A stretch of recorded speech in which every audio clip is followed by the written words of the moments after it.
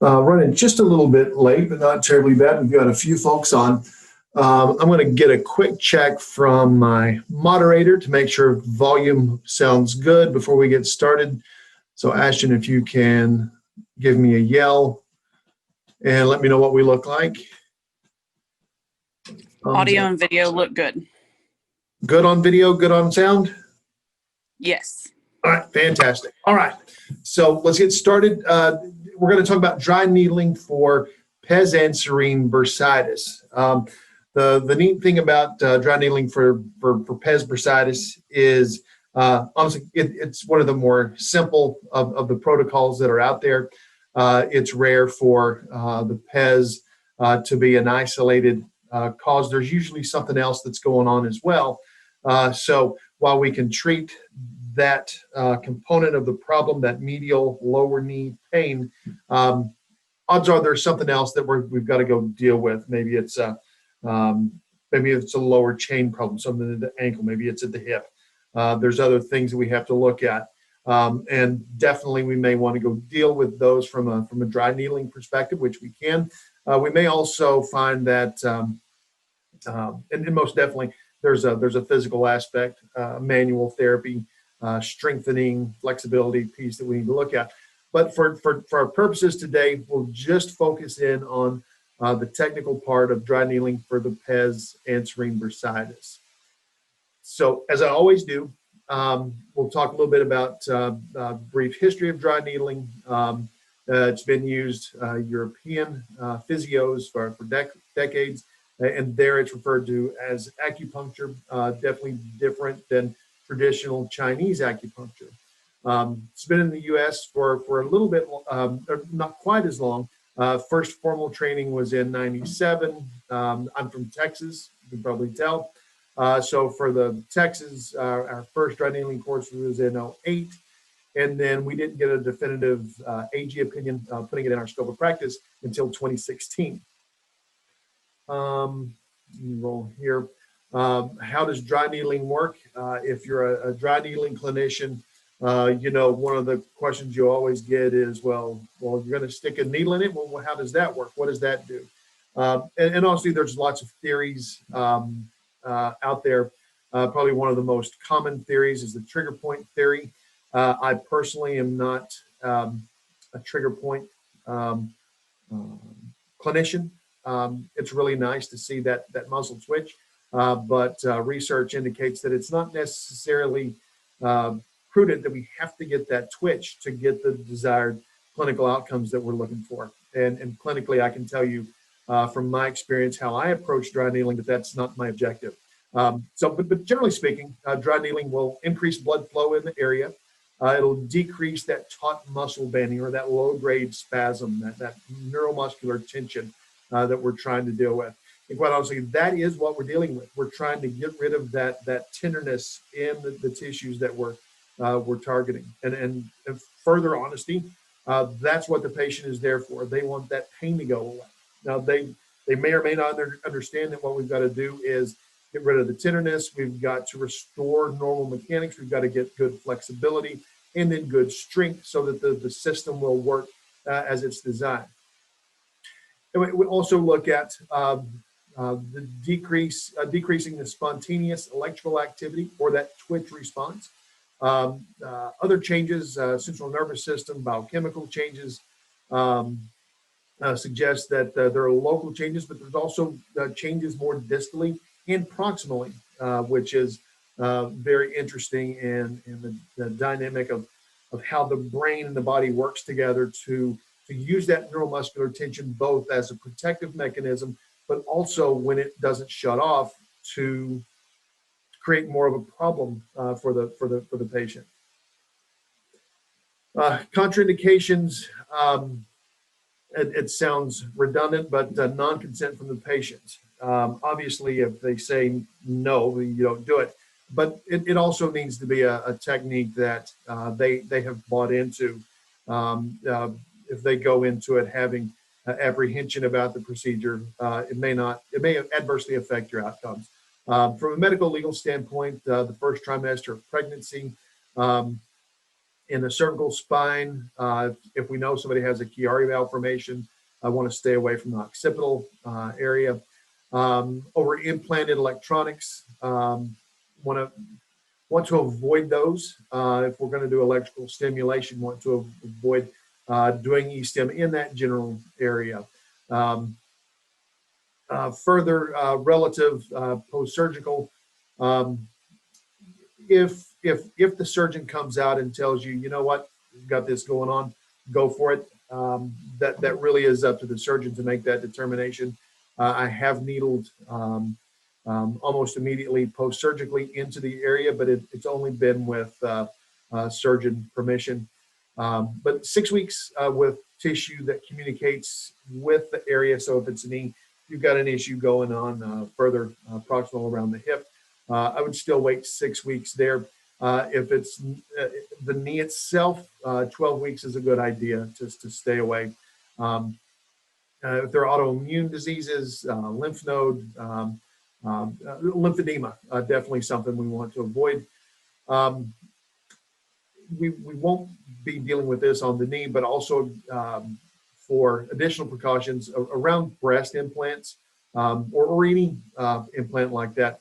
You can still needle. You definitely need to have good palpation skills to know where these structures are and stay away from that.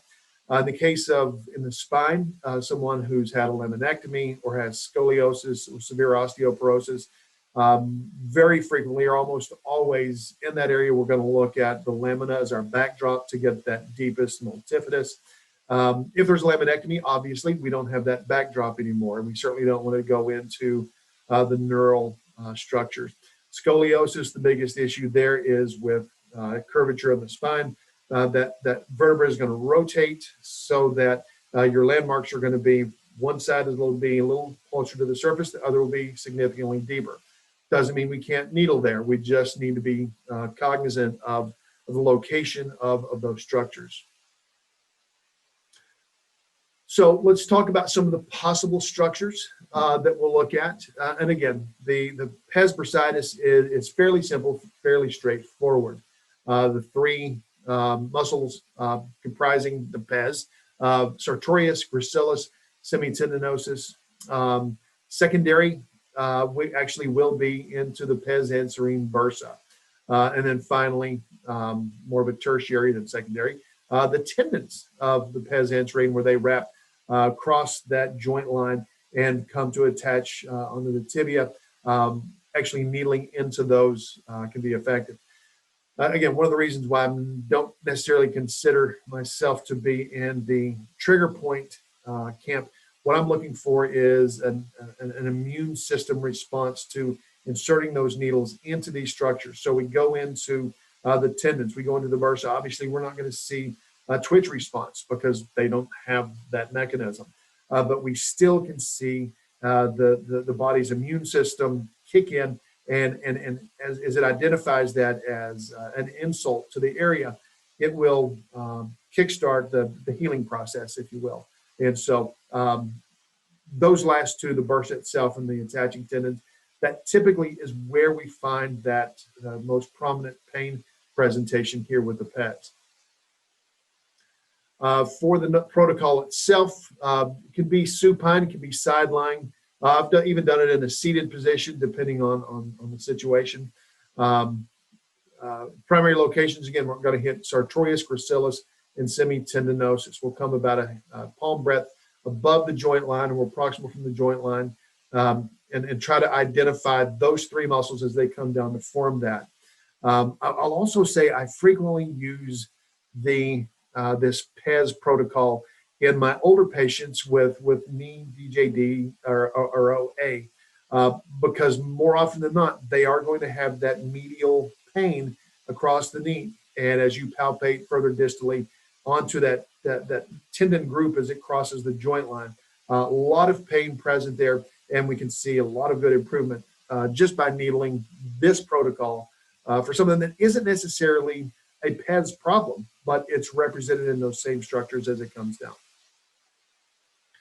Secondary location, the Pes Anserine bursa, which would be right in this area with the white dot with the red circle around. It's about 1 finger breadth distal to the joint line on the medial collateral ligament. And then finally, the tendons. So here we'll drop about a finger breadth distal from the medial joint line, 2 to 3 finger breadths medial from a center line through the patellar ligament. And we'll go a little bit lateral or midline to medial to needle through those 3 tendons of the Pes muscles. So let's look at some 3D anatomy. Yeah, while we're there, let me change my share and come to, no, that was wrong. And that's wrong. Hang on. Here we go. So looking at 3D anatomy, so I'm using a 3D anatomy software program, Complete Anatomy. I've used quite a few. Complete Anatomy is the one that I like more than the others. I think they all do a great job. This is just the one that I prefer. Most all of my content is derived from their program. So the first thing we'll look at, again, from a 3-dimensional standpoint, is the bursa itself. And it sits, again, about 1 finger breadth distal to the medial joint line. But you can palpate that joint line, find the medial collateral, and then just drop down, and it sits just perfectly in that area. You do have to get through the tendons to needle through that. So that is more of a medial to laterally angulated needle onto the tibia as a backdrop. We'll look, let me change here, get to a different slide. So if you'll let me zoom in. So as we're looking at this, obviously you're examining your patient. As you palpate, and when we do a live demo in a little bit, I'll demonstrate this. But as you palpate up, you can find this inferior or posterior most, catch up with me, tendon as it comes on, and that is kind of your buttress when you want to needle through the tendons themselves. Again, come over 2 to 3 finger breadths from patellar ligament and slightly midline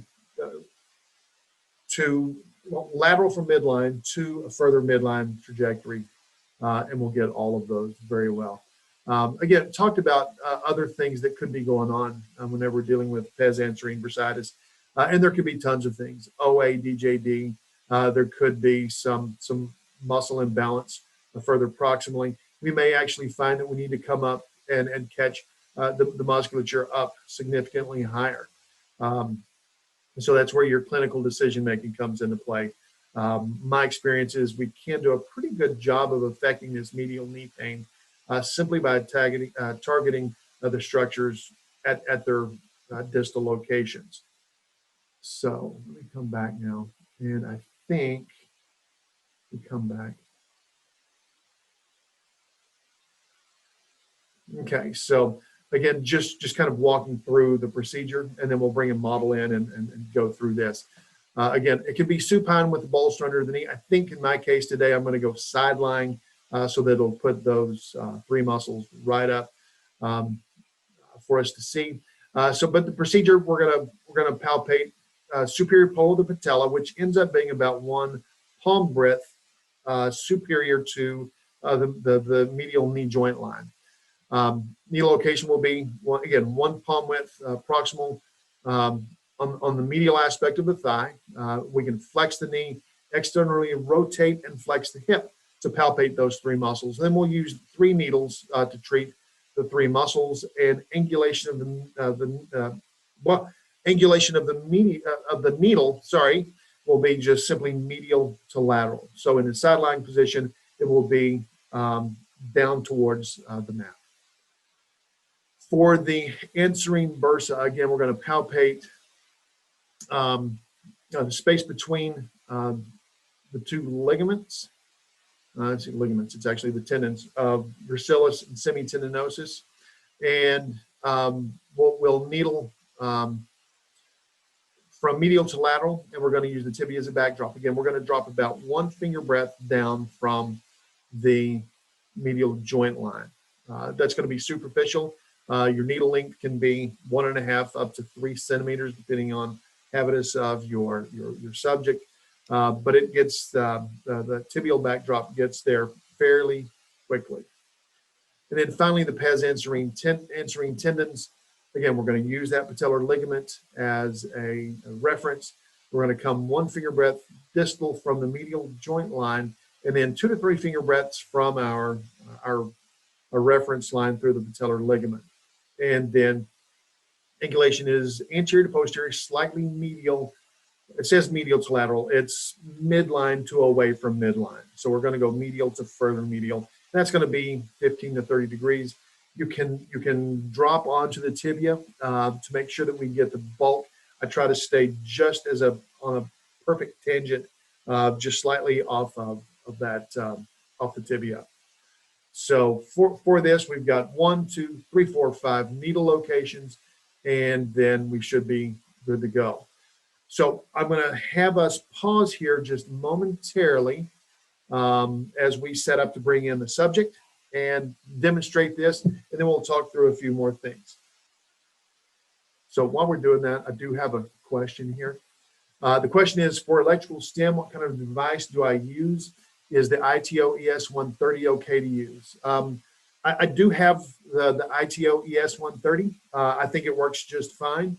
One of the things that I look at is not necessarily the type of device, but I want to be able to get a burst type of frequency.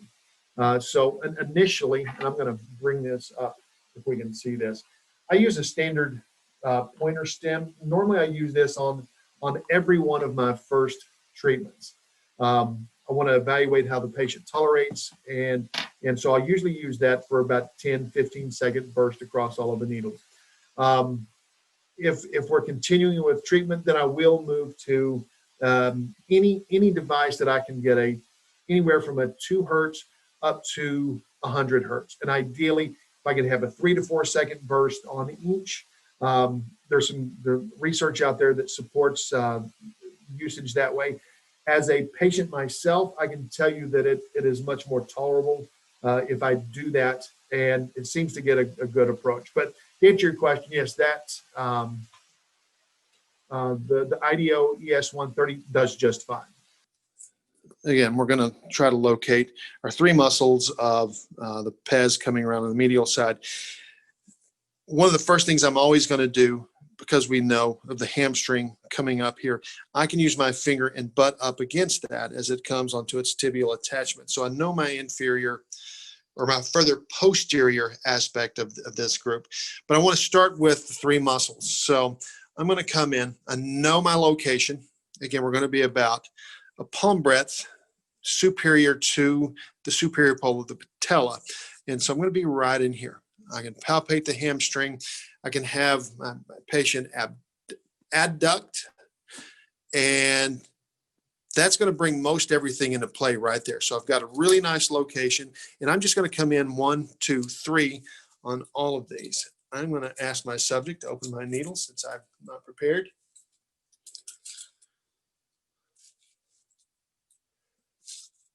Wonderful. Again, treatment plane is simply going to be down in the sideline position, down toward the table. So I'm just going to come, apply. Won't necessarily have a backdrop here.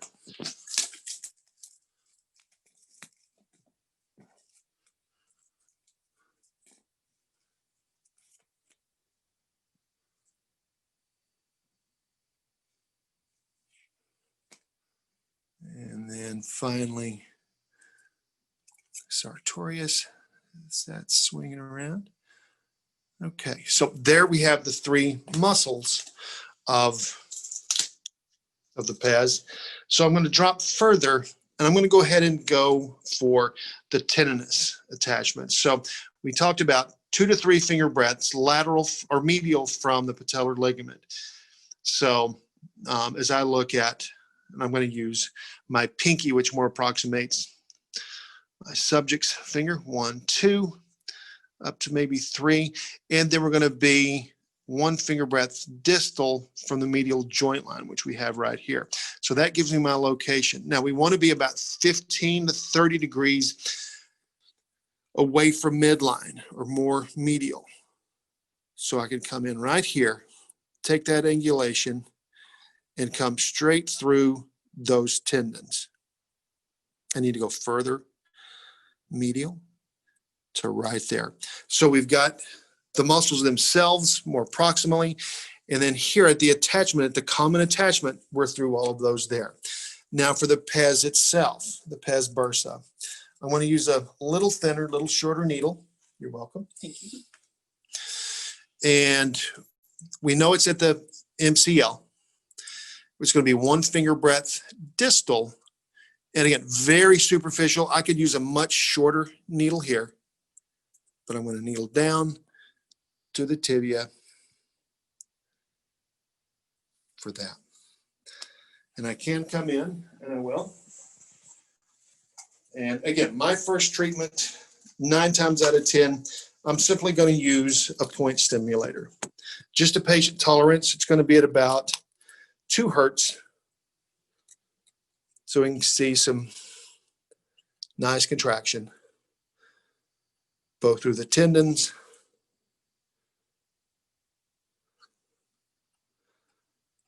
through the hamstring, and then I will also catch through the bursa and the tendon itself, right there.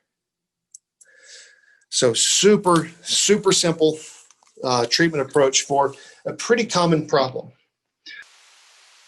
All right, sorry about that. Maybe before we finish with 2021, we'll figure out how to use this a little bit better. Okay, so yes, no sound. We should be back. Okay, a couple of questions really quick.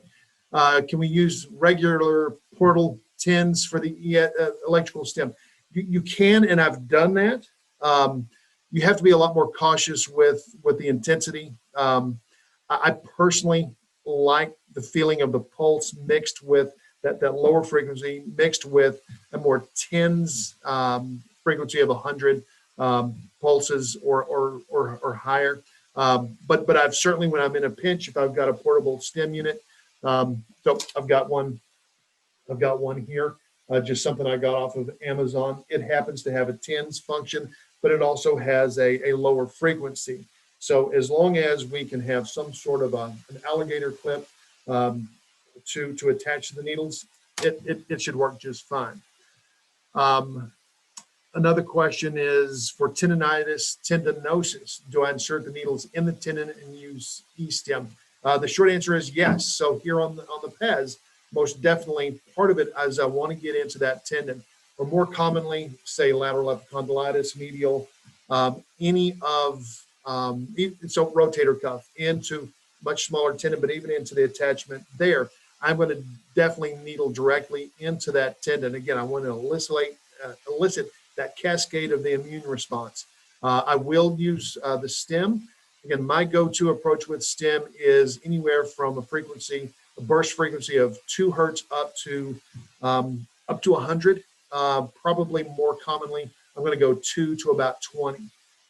So I get a low, consistent pop on that structure, and then a more of a tetanic contraction through that for a short period of time. So good questions. All right, let me go back to my screen share here. Where did I go? That's not it. This is it. Okay, so dosage and frequency. If you've been on one of these webinars before, you know what I'm coming up with here. Dosage and frequency is absolutely patient specific, but I do have a general guideline that I look at. Breaking down into 5 categories. I'm going to skip through that. Number 1 is the athlete. Here, there are no comorbidities. It's a new issue, first 10 days of injury. And the biggest part is there hasn't been a big deviation from strength, flexibility, or performance level. Here, we're going to dry needle 1 to 3 times during that first week, and we're going to have excellent prognosis, should be able to get back to normal training 2 to 4 days. The second piece is an athlete that has 1 or more comorbidities. So it's moved on to a subacute stage. It's 14 days plus, and here we're starting to have some asymmetries in strength and performance. Again, we'll probably need a little bit more time here, 3 to 6 sessions within the first week to 3 weeks. Again, excellent prognosis, but we're going to have to do some training during that first that period to restore the asymmetries, and then you can resume normal performance training. So we also have, where did I go? Average Joe. This is your weekend warrior. They're in decent physical shape. There is some incident resulted in a strain or an overuse injury, either a localized muscle, group of muscles. Here we're going to see a frequency of 1 to 3 sessions within that first week. Excellent prognosis. However, we'll have to adapt an ongoing home exercise program or clinical treatment to address the mechanical deficit that set them up for the injury. So something wasn't quite right in the first place. Maybe they've got a muscle imbalance. Maybe they've got a previous injury that left strength a little bit different. Something is going on that's going to have to be addressed. Maybe it's a tight hamstring problem. Could be almost anything. But that issue is going to return unless they are willing to address that mechanical deficit through an HEP. The quick stick, this is your work colleague, this is your spouse, this is somebody who slept wrong, they just got an ache somewhere, and they just need a quick fix. Here, our frequency is going to be 1 time. Prognosis is only fair. In this case, there's going to be something underlying that needs compliance with an HEP to correct, but they won't be willing to accept that fact or be willing to do the work to make the change. So here, there's a decent chance this person will become what I call the procrastinator.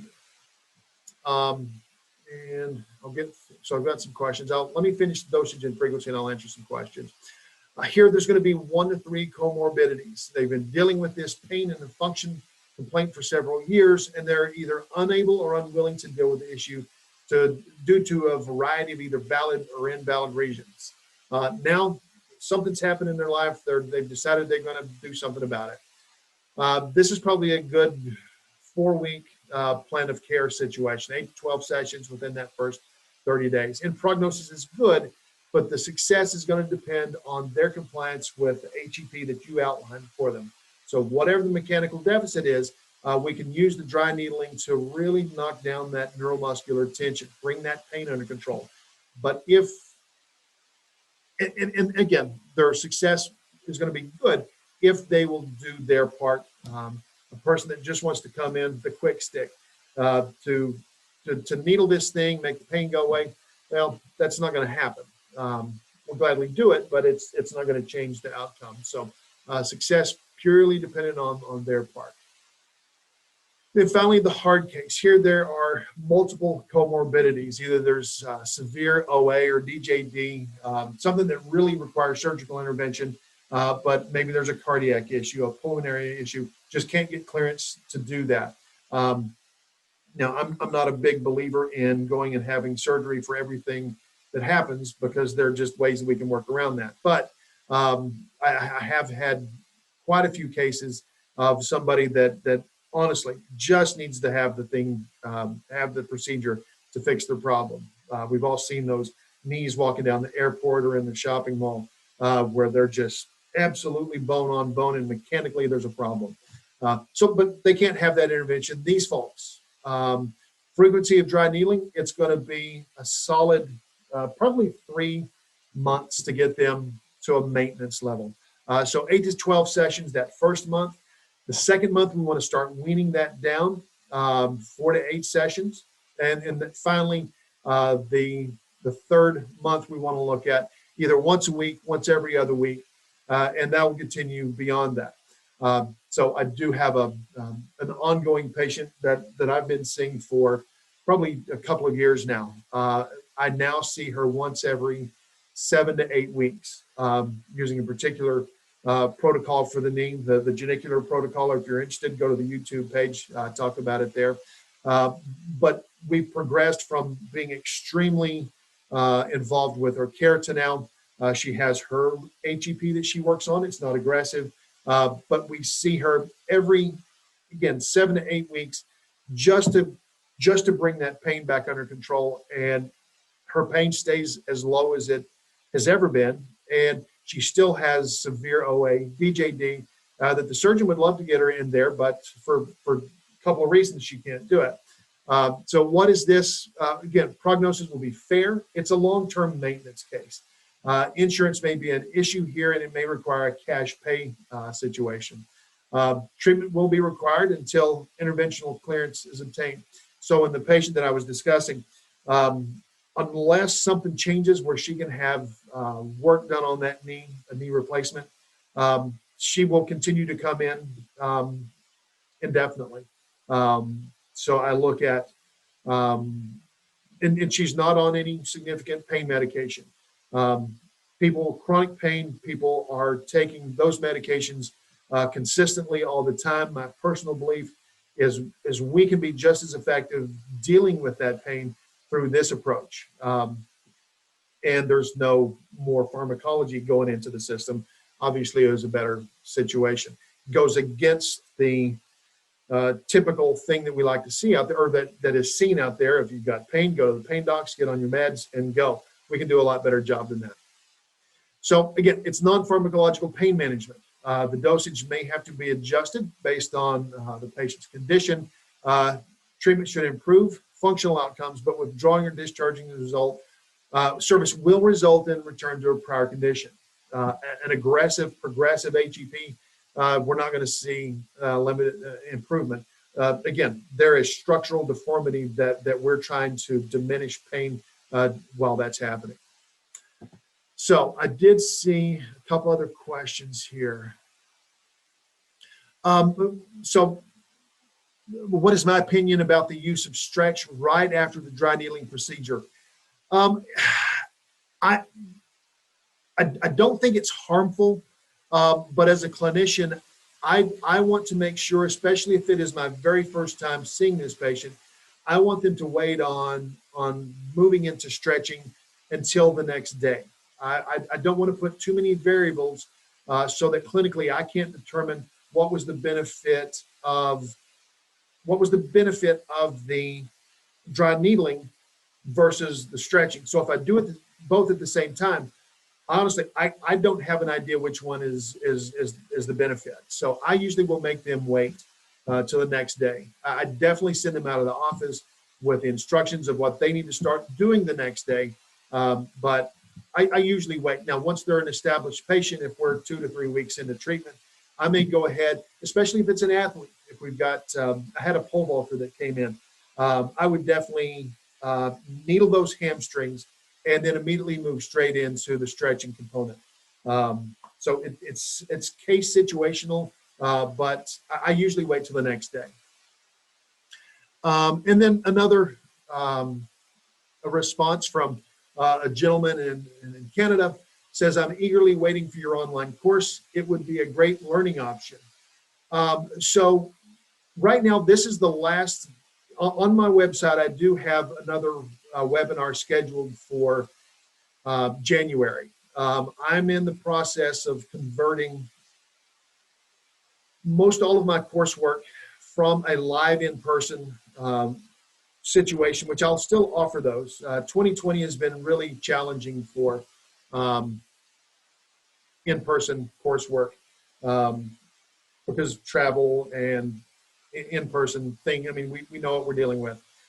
So I hope to roll out in January a hybrid of this coursework. And I will put a little bit more out there, but basically right now, I do have my introductory course available online that walks through a lot of the dry needling procedures that I do. Basically, that is almost my entire first introductory course in an online format. If you want more information about that, message me, email me, let me know. You can go to HaynesPTInstitute.com. That information is there where you can go to the link and go to that course. I probably have 75% of 10 additional courses that breaks every part of the body down into region-specific protocols and perineural protocols as well. And I hope to have that finished. My objective is to have it finished by the end of this year. And I'm pushing aggressively. The downside is I'm also a full-time clinician at two of my own practices. So time is a big factor there. But 2021, you will see a revamped format of what can be available.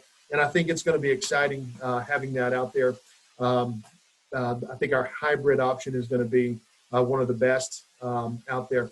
And that'll be for whether you have somebody with dry needling experience or somebody who's completely fresh. I think we're going to have an option there for that.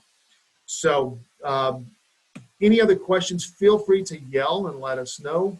If you need to yell at me, I'll leave this information up a little bit. But if there are any questions, let me know. And I look forward to seeing everybody again in 2021 with some more good information.